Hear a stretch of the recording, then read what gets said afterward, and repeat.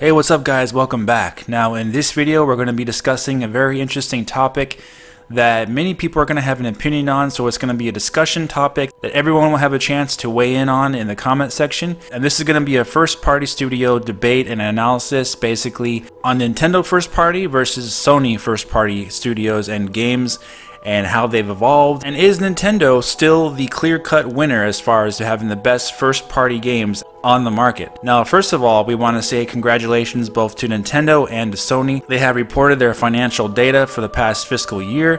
Nintendo reported that 15.5 million Switch systems shipped from April 1st, 2017 to March 31st, 2018, giving an overall total of 17.75 million Switch systems shipped.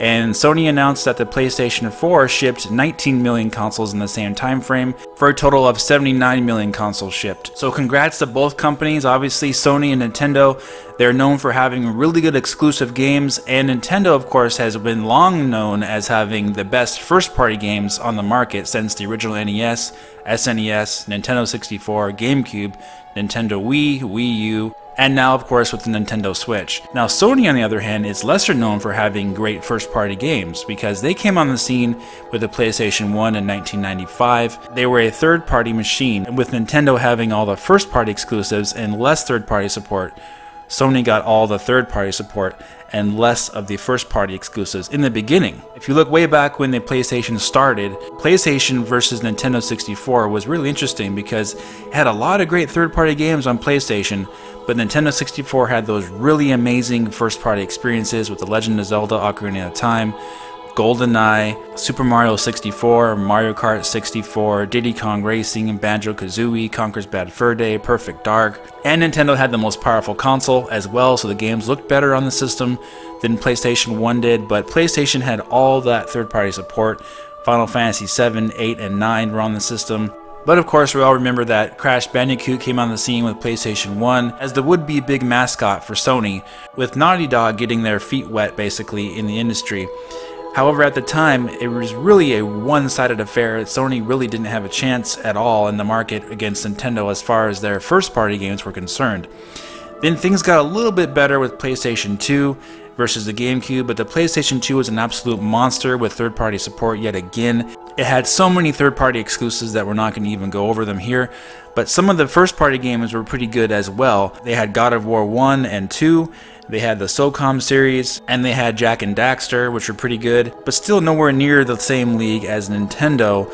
With GameCube, they had some of the best first-party games in that generation as well, with Super Mario Sunshine, The Legend of Zelda: The Wind Waker, Twilight Princess, Mario Kart Double Dash, F-Zero GX, and of course the absolutely amazing genre-defying Metroid Prime and Metroid Prime 2. Absolutely fantastic, huge first-party games on the GameCube. And then that continued with Nintendo Wii with Super Mario Galaxy 1 and 2, Metroid Prime 3, Donkey Kong Country Returns, The Legend of Zelda: Skyward Sword, New Super Mario Bros. Wii, and of course Mario Kart Wii. Then with PlayStation 3, Sony started getting some pretty good first-party exclusives. It started out kind of slow a little bit, and the system was criticized for having those short games, you know, with really good graphics. Basically when it launched with Heavenly Sword, for example, a very short game, it looked really good at the time.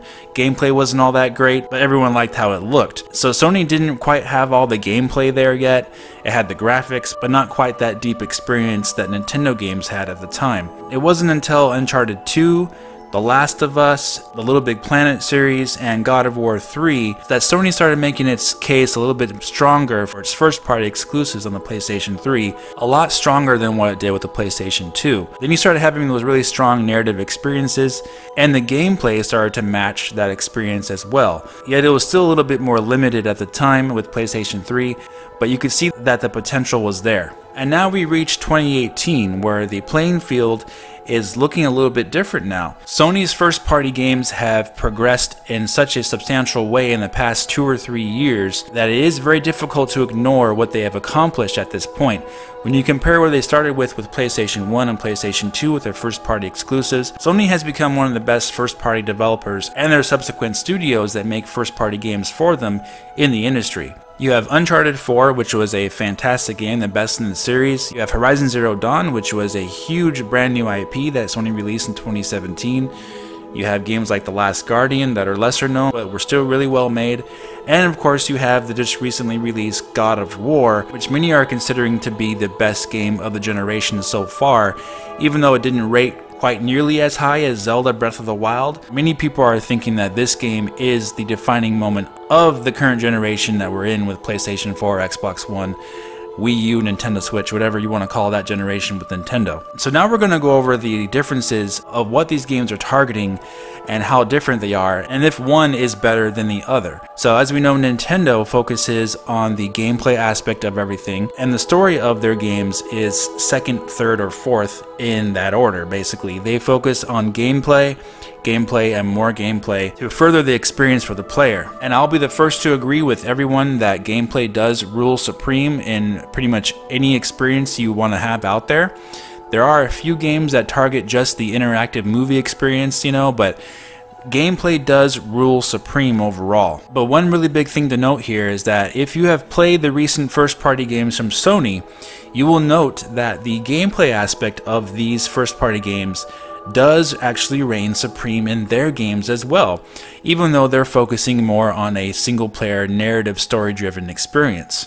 So if you played Uncharted 4 on crushing difficulty, you know exactly what I'm talking about. That the gameplay in Uncharted 4 is so high quality and so perfectly refined, even though the game is so difficult and so challenging on that difficulty setting, it is one of the most rewarding experiences you'll have playing a video game if you do beat the game on crushing, which I have. And then you go to Horizon Zero Dawn, another narrative-based, single-player driven, heavy on story experience. And yet again, the gameplay reigns supreme in Horizon Zero Dawn. You have all kinds of upgrading you can do with your character, customizations, and the combat is extremely well made, and you have very good controls, very intelligent enemy AI interactivity, very good stealth mechanics, just a really well made game and an excellent game in the gameplay department. Then you have God of War, which is another example of extremely well made, extremely refined gameplay that matches the graphical experience of the game and its heavily based narrative-driven story content. So you can kind of see where this is going with the Sony first-party games. They kind of follow that narrative of having single-player focused games that have a very heavy story, but also they are really focused on having great gameplay. Now with Nintendo, you have The Legend of Zelda Breath of the Wild on the Switch and the Wii U, you have Super Mario Odyssey, you have Splatoon 2, you have ARMS, you have Xenoblade Chronicles 2. Now the level of quality between these games varies. I would say that definitely ARMS is probably the worst of these examples, but with Breath of the Wild and Super Mario Odyssey being the best examples of first-party games on the Nintendo Switch. The biggest difference that I can see here between Sony and Nintendo first-party games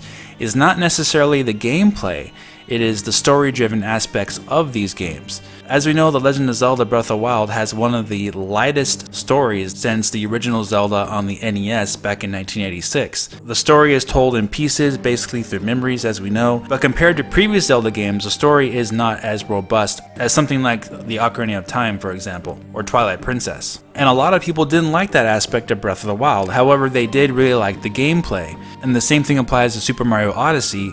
The gameplay in Super Mario Odyssey reigns supreme. You have basically perfect controls in that game, the pinpoint accuracy of the jumping and all the interaction you have with the world. Just a fantastically well-made game, and of course it has no story. You are saving the princess yet again. So then it starts becoming a comparison of what these companies are targeting as their primary focus for making these games. So you could say that if you like games that are heavily based on story and have really fun gameplay, then Sony first-party titles are pretty much some of the best there are on the market. Obviously they're better than what Microsoft has with Xbox, and they're better than what Nintendo has with the Switch and previous consoles, because Nintendo games are not focused too heavily on story. And then you have the other side of the coin with Nintendo first-party games, where that focus heavily on gameplay and the interaction with the world, and have everything so seamlessly put together, and having that experience where you can feel like you're interacting with the world so closely, and you're not having those moments where you're pulled out of the gameplay aspect of it. Gameplay will immerse you into the world. A very good example of this, and I'm going to share with you something that I really don't like about Sony first-party games, and something that I do really like about Nintendo first-party games, and that is the interaction with the world. In Sony first-party games, for example, in Horizon Zero Dawn and even in God of War, the one thing I don't like about those two games, and in particular Horizon Zero Dawn, is the interaction of your character with the game world. When you're traversing a big landscape or trying to climb up a mountain in Horizon Zero Dawn, There are a lot of invisible walls, and your character feels like it's surrounded by a bubble, basically. And you feel like you're being led on a path that the game only allows you to go on if that path is opened up, even if you think you can go that place. A lot of times there's an invisible wall there that will prevent you from going to even the simplest area in Horizon Zero Dawn. That is something I didn't like about that game, because the game is very open and it looks like you can go anywhere, but there is some limits put in place. Now granted, when you're in combat, that doesn't affect your gameplay experience, but when you're traversing and searching, exploring the world in Horizon Zero Dawn, if you compare it to something like The Legend of Zelda Breath of the Wild, Breath of the Wild is way better made than Horizon Zero Dawn in that aspect.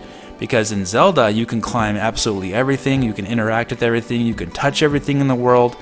It really has that really strong, deep immersion that Horizon Zero Dawn is lacking in that aspect. Being able to grab everything and being able to climb everything, and everywhere you see, every landscape you see in the game, you can actually go there, and there's no invisible walls in your way. That is something that Breath of the Wild does better than any game I've ever played, ever. And the same thing applies a little bit to God of War. Now, God of War is not an open world game. It has areas in the game that are open, but overall the game is not an open world experience. But there are a few annoying things in God of War as well. When you're in corners or when you're going around areas after you've killed a big boss and you're searching for things, yet again your character is blocked by invisible walls, and it feels like your character is surrounded by a bubble. One of the only games that doesn't have a problem with that on PlayStation 4 is Shadow of the Colossus Remake. That is very much so a game where you can attach yourself to everything and climb everything, and everything's very interactive in the gameplay aspect. But the only thing about Shadow of the Colossus is that it's a very short game in comparison to these other big blockbuster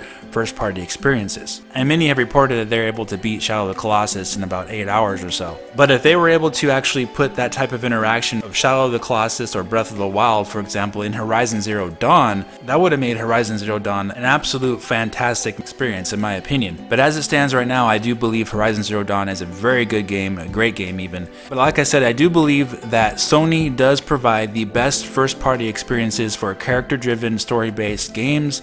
In 2018, I think they are hands down the best developer for those type of games. And Nintendo is the best developer for the interactive gameplay experiences of immersion in gameplay, where you are interacting with the game world and you have that pinpoint accuracy of control and you don't feel limited by anything that the world is giving you. And their games tend to make you feel like you can do anything in the game world. You can jump anywhere, you can grab anything. All that kind of interaction is all there with Nintendo games, which is why Nintendo is such a great company to have these very fun pick up and play experiences, because they usually put you in the game right away and you have that very responsive, quick reacting, fun experience. So I think the key of what we all can take away from this is that Sony and Nintendo by far provides the best experiences for gamers today. Microsoft, it has a long ways to go, and they've actually fallen off the beaten path quite a bit. They have to rebuild and restart to make themselves viable again with first-party exclusives. Now, what I would like to see going forward is Nintendo take more of the narrative approach along with their gameplay aspect that they have so strongly, and for Sony to take Nintendo's gameplay aspect and add it more into their approach with their narrative aspect, and then they in turn could eliminate some of the interactivity issues that I mentioned in their gameplay experiences combined with what Nintendo does. And then Nintendo could also add some more depth into their games as well, with telling more of a robust story in some of their experiences. Like maybe the next Zelda game could have more of a narrative experience, have more voice acting, have more in-depth story and cutscenes, that really refined and really engrossing gameplay that we all love. So I do think that both companies offer something that the other does not offer, which makes gaming such a great competition to have these companies duking it out, seeing who can make the best games on the market today. God of War is a fantastic game, Super Mario Odyssey, Breath of the Wild are all fantastic games. We all have a lot of fantastic games to play, so it becomes a competition of whoever makes the best game wins. Alright guys, so that's going to do it for this discussion. If you did enjoy the video, please hit the like button and subscribe for more. Let me know what you think in the comment section. Who is the better first party developer? Who do you like more? Who do you think does it better? Nintendo with their gameplay first, story second attitude? Or is it Sony with how they make their games? And have you noticed that Sony has been improving the quality of their first party content generation after generation? Please let me know all that and your thoughts in the comment section. Alright guys, that's going to do it for now. Please go ahead, subscribe to the channel, and follow me on Twitter, and I'll talk to you very soon in the next video. Have a great day.